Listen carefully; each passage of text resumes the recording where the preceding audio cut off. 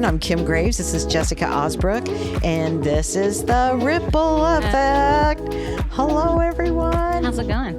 Hey, it's just grand. It is good. It's grand. Still cold. Yep, not as bad though. Oof. I know. Where's that sunny weather? I'm still looking for the beach. Me too. Yeah, sand. We may have to have some sand hauled in. I think so. We'll talk to Christine and then maybe we'll all go get it together. That sounds good to me. Yeah. But I think it's supposed to be 50 today, ladies. Ooh. Oh, Beautiful day. Christine Watson with us from Narrow Gate Horse Ranch. Welcome, Christine. How are you today? I'm very good. Thank you for having me today. welcome. You have lots to share with us. Oh, yes, I do. We're ready. Do you have any? Tell us a little bit about your organization. Okay, so Narrow Gate is a faith-based nonprofit that transforms the hearts and minds of children using the Holy Spirit through equine-assisted learning. And you ask, what is equine-assisted learning? Yes, that's what we were going to ask. Brain. Yeah, I was thinking the same thing, weren't you? Yeah, I was. Yeah, okay. Okay, so equine-assisted learning, basically, we're using a horse to help the kids. A lot of the kids that we get are having problems in their everyday life. Maybe it's behavioral issues. Maybe they come from an abuse. There's some abuse in the family, physical abuse or mental abuse. And these kids just don't fit in. Mm-hmm. They need something to help them feel like they're That's right. normal or they're included or somebody cares about them and loves them. And so we use the horses to do that. Okay, so this was started how many years ago here in Howard County? So this started 10 years ago. Susan Zodi is our founding Love director. Susan. Yes. Yo. And so we started out at Dr. Hindicus's property. And yes. And then 4 years ago, she decided to move and we got our own property. And we're located at 750 and Old Sycamore Road. We're on the southwest corner. And we have 10 horses. We have 17 and a half acres. Wow. And God has blessed us. Okay, so for folks who are interested, you mentioned it's equine therapy for kiddos who might need a little extra help. Is that something that people have to get, for lack of a better way to put it, a prescription for it? They have to be referred to you? How does that work? Absolutely not. If you're just having a troubled teen in the house and you can't get them to respect you as an adult, or they're acting out behaviors, or maybe there's some problems at work or at school. They're not working yet. But even the little kiddos that have ADHD and just have, trouble focusing. So those parents can call the ranch or they can get on our website and they can click on the tab to participate and then scroll down and fill out the release form. And once they do that, our admissions coordinator will contact them shortly to schedule a visit. Okay. So is this like all ages in general? I mean, is there a certain age limit? So we see kids from ages 4 to 19. Okay. So how does the horse, I mean, you might need to explain this a little bit, but how does the horse make that connection with the child to give them that sense of less anxiety? And do you kind of know where I'm going with this? I absolutely do. Okay. Because pets, Well, I know dogs, animals have that do. tendency Yeah. to pick up on things. But a horse has 10 times the electromagnetic sphere. Oh, wow. And so just being by them, they pick up everything from us. Actually, you cannot lie to a horse. Really? And we tell the kids that. You can't lie because they will tattletale on you. That's fun. You cannot fool them. Horses give you an immediate and an honest feedback that is always based on that person or that group that they're interacting with. Because a lot of times we'll see kids in small groups. Mm-hmm. And so we can't predict what the horse is going to do. They're going to read that child or that group and they're going to figure out what's going on with them. And actually, they can read the room better than you and I can. Mm-hmm. So that gives us some insight on kind of what we can do to help the child. And these horses have been around people for a long time. These are very well socialized horses, excuse me. Absolutely. The 10 horses that we have were all donated. And 3 of the minis that we have all have stories. So they have stories of abuse and neglect. And so they can relate to the kids with the feelings that they're feeling. Wow.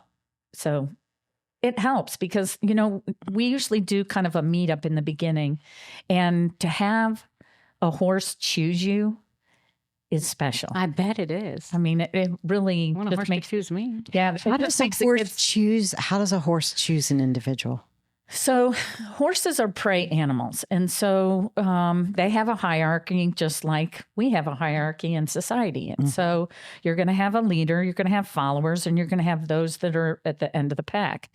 And so when they're in the wild, they're roaming and they're watching their surroundings to make sure that they're safe. And then they have people that will, horses that will make them safe. So with kids, what we'll do is we'll have, in one of our sessions, we'll have the kids where the horses, they just stand there in an open arena, and we will have the horses come in loose. And all they're going to do is just stand there calmly.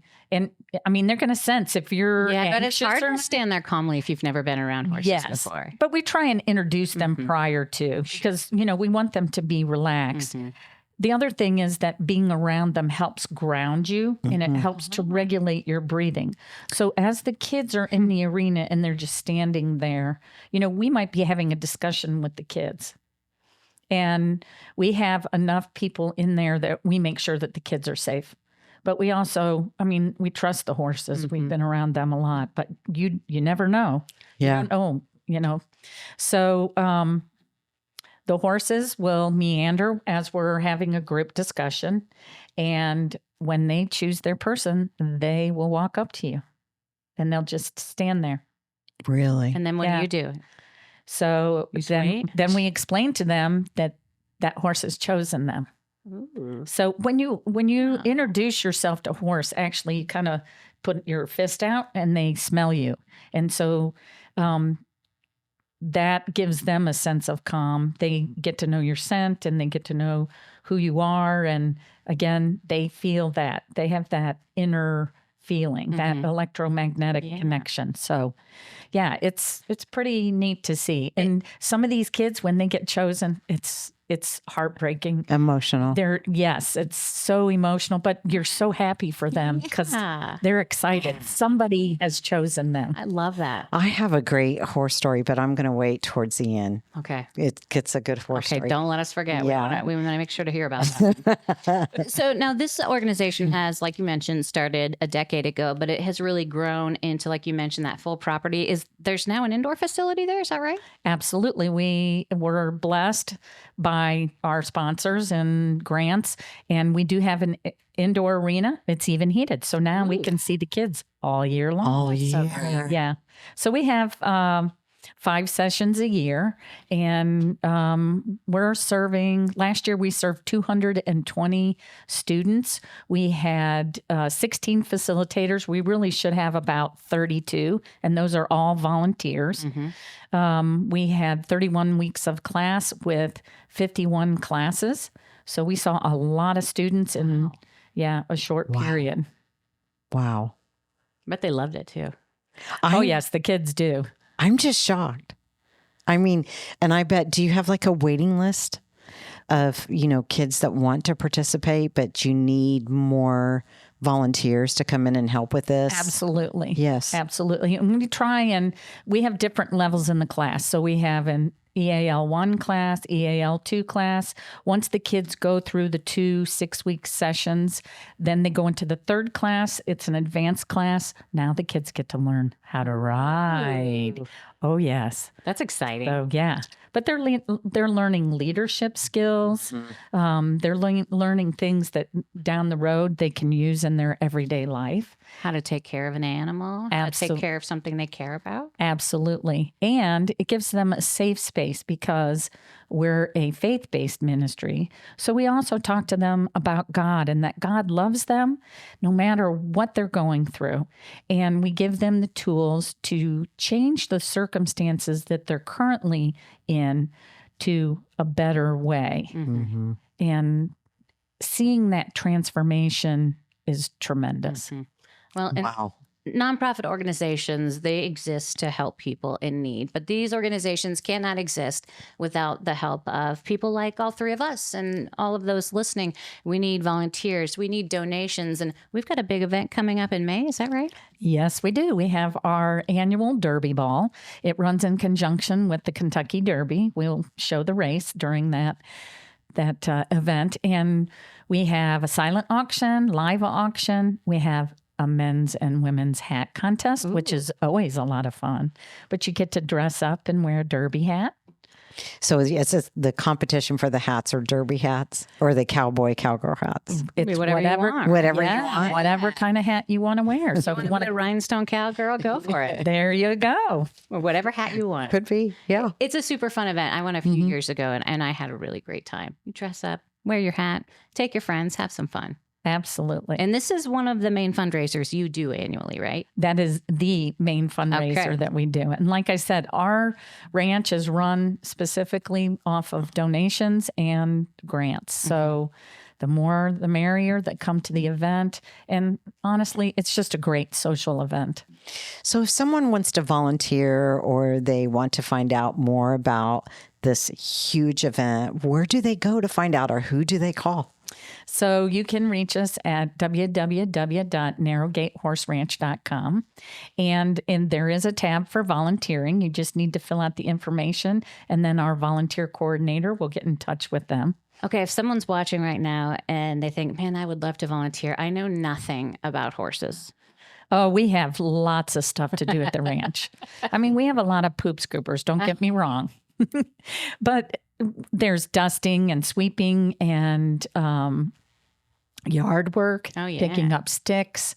So all the fun stuff. Yeah, landscaping things and mowing and I mean, you name it. There's things cleaning. You like being outside. It's a great way to get that volunteer time in. Yeah. Yes. Yeah. And I mean, honestly, there is some benefit to poop scooping. And that why don't you let us, what is that, Chris? I want to know. Down to the nitty gritty. Okay, I will get down to that. So you're getting time in the lot with the horse. So I think it made me nervous a little bit. Well, you know, be that close to a horse. We always go into the lots with two people. The other thing is we have 33 cameras all over the facility because when we do have classes, you know, we want to make sure that everyone is safe. I thought might be the horses were a little ornery. Well, some of them are. Some of them can be. Yeah, their own personalities. Yeah. I love it. Yeah. But anyway, we cover safety, and when you go in the lots, there's always two people that are in there at the same time. But the horses love to be loved on. So they got to get their cup full while, you know, in return, they're filling the kids' cups. So there's one that I follow on Facebook, and of course, they just had a baby. I know who you're talking about. Yeah. You're talking about Katie. Yes. And that baby is bucking like crazy, but they had two people inside cleaning the stall.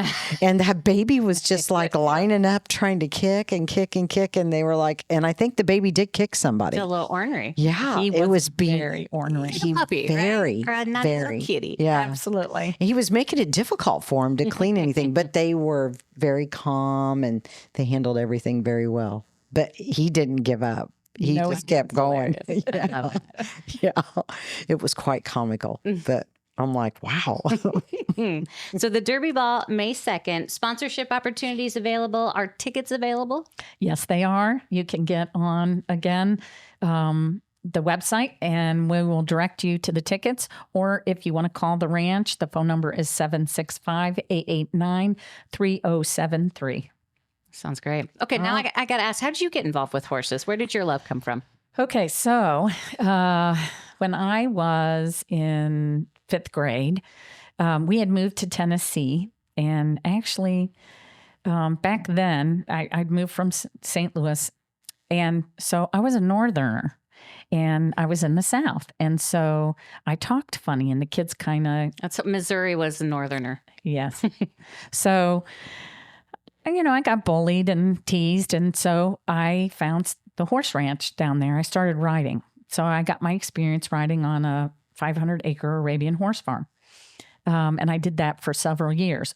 Then we moved back to St. Louis, and wasn't involved with horses, but I ended up at Purdue.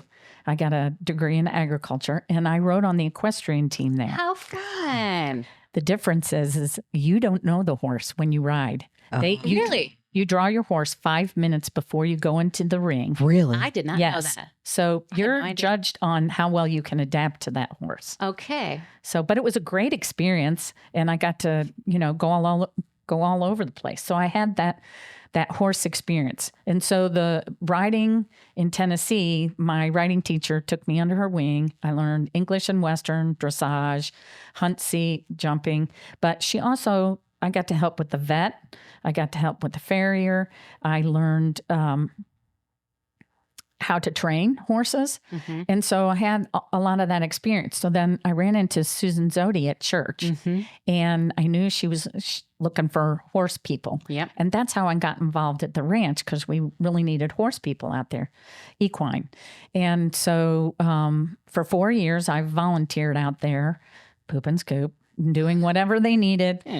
Brushing the horses, loving them. Gotta be done. Yeah. And so in the classes, we have EAL people, but we also have horse people.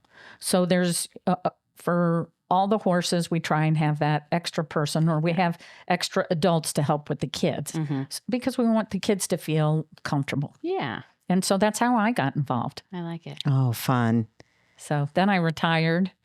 3 months. This is not retired. retirement. Yeah. And now I'm Now I have another job. doing what I love. I though. like Oh. I'm doing God's work. important. That's important. Okay, so now I got to share my horse story. All right, let's hear it. Okay, are you ready? So you better be hanging on to your seats. Folding. All right. My brother calls me one morning and he said, "Hey, let's take the kids horseback riding." And I'm like, "It's going to be a hot one." And I said, "All right, I'll go ahead and go." And I'm going to dress accordingly. So we go, we're here in Kokomo. And so we head to the west, and we all get horses. It's him and I and his 2 daughters. And it was very, very hot that day. So we all get on our horses. There's 4 of us. And we're riding up and down these little trails. And there is this huge creek. And so Does this end well? you'll appreciate this. Okay. So the guide takes us in the creek. My horse stops. Oh. My horse, you know what's coming. My horse, Some horse apples. decides to take it and is splashing water on it. And I'm like, "What are we doing? What's going on here?" And the guy Christine knows. turned around and said, "Whatever you do, stay on the horse." I said, "What's happening? What's going to happen?" She said, "Do not get off the horse." I'm like, "Okay." The horse just flat lays down in the creek with me on it. She called that. Just flat, lay down in the creek. I am like, "Oh." She's like, "Stay calm, stay calm, stay calm. The horse will just stand back up." And I said, "What do I do?" She said, "Don't move or it will break your leg." Oh, and yeah, I'm like, I bet. "Are you serious?" Trusted it though. Yeah. You trusted the I horse. trusted the guide. And I am like, of course, my brother and my 2 nieces are dying I bet laughing. they are. Dying laughing. That horse, after it rolls with me on it, my leg under the bottom, my leg on the other side, just stands up like, "Hey, you ready to finish riding?" Off we go. And I'm like, "Holy cow, what just happened?" And after the horse was cooled down, then it caught up. We got back in there and I'm like, "That's it. I'm done. I am done." They said, "You know what? We're kind of sad we didn't get that on home videos because that was a sure winner." I'm like, "Yeah, don't ever call me on a hot day to go horseback riding again." Yeah. And then the last time I went horseback riding, there was a snake that came up on the trail. Oh, wow. Yeah. And then, of course, the horses stopped. They would not move. And I'm like, here we go again. I'm not going through this. Did you think they were going to sacrifice you to this? I did. I did. I'm like, I do not have good experiences with horses, but I love horses. We got to change that, right? Yeah. Yeah. So it's been fun. Yeah. It's been an experience. Yeah. We need you to come take a visit to the ranch and give you a better experience. I'm going to wear my swimsuit. I'm going to be. We don't have any. We have Keep the you in the creek, arena. but the creek is down further. So It's going to take a few years till we graduate to that level, but ride them down in the creek for sure. Christine with us from Narrowgate Horse Ranch. Christine, one more time for folks who are interested in volunteering or getting those tickets for the Derby coming up on May 2nd, where do we find that information? at www.narrowgatehorseranch.com or give us a call at 765-889-3073 You got it. All right, one more time, that phone number. is 765-889-3073. Thank you so much for joining us today. This Thank was you. fun. Thank you for having me. All right. That'll wrap it up for us today. I'm Jessica Ausbrook. She's Kim Graves. We're from Solidarity Community Federal Credit Union, and you're watching The Ripple Effect.